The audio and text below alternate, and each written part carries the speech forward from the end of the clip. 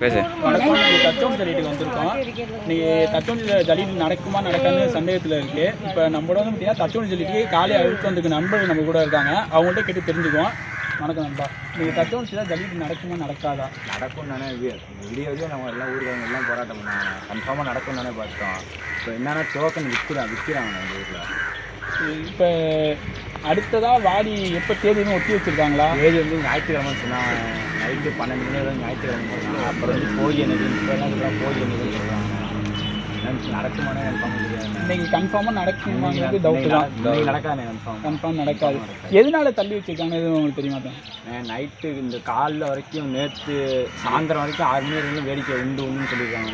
பேசும்போது எல்லாமே நைட்டுக்கு மேலே 6 மணிக்கு மேலே இப்படி வந்து ஏதோ இப்போ கோளாறு கொடுத்து வேடிக்கை நிப்பாட்டுறதுக்கு பிளான் பண்ணியிருக்காங்க.